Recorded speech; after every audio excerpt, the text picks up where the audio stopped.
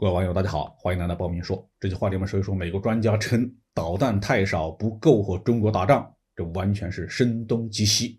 2月1号，美国哈德逊研究所的一名专家克拉克在美国防务1号网站发表文章，说美国现在的精确制导武器数量太少。按照他的说法，乌克兰冲突暴露了美国精确制导武器生产面临的几个挑战：价格昂贵，依赖复杂的供应链，制造工期太长。军援乌克兰所需要的弹药规模都如此庞大，那么和中国打仗，现在的精确制导武器库存以及产能根本就不够用。所以呢，文章表示，学术界、国会和国防部都主张大幅增加开支，生产印太战争所需要的尖端远程导弹。克拉克的主要依据是，冷战结束以后，美国政府的政策导致了一个规模合适的国防工业只能用和平时期的速度来生产精确制导弹药。因此采购量不够，产业日益萎缩，导致火箭燃料、炸药、微电子技术和熟练的技术人员都越来越少。如今呢，要动员产能来提高导弹的产量，需要2年或更长的时间。如果在这个时间窗口爆发台海战争，而美国又打算武力介入，那么精确制导武器根本就不够用。这样的论调这几年不是第一次出现，因为美国制造业的衰退对军火产能的担忧听起来似乎有合理性，但是我们必须指出，这种论调的欺骗性是很强的。所谓和平时期对美国是从来就不存在的。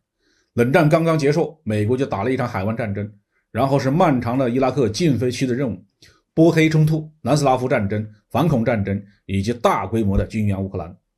每一次战争中，美国都要大量投射精确制导武器，相比之下，冷战期间的精确制导武器还不是那么成熟。美国主要生产和储备的大部分是没有制导能力的常规炮弹和炸弹。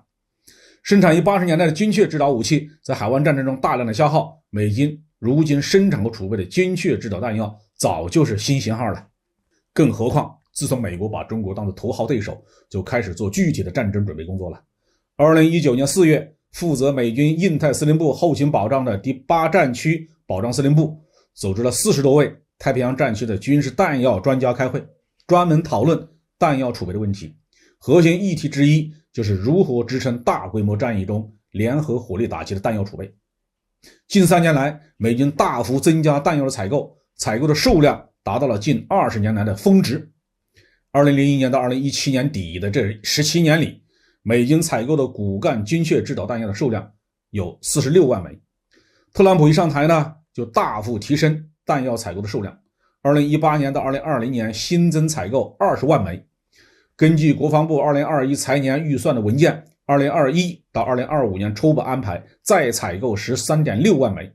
而美军在1991年以来的4次局部战争中，共消耗了精确制导弹药大约是5.4万枚，也就是说，美军到2025年的新增采购量可以打15场局部战争。所以说美军缺精确制导弹药这种话题根本就是伪命题，切不可信以为真。好，这期话题我们就说到这里。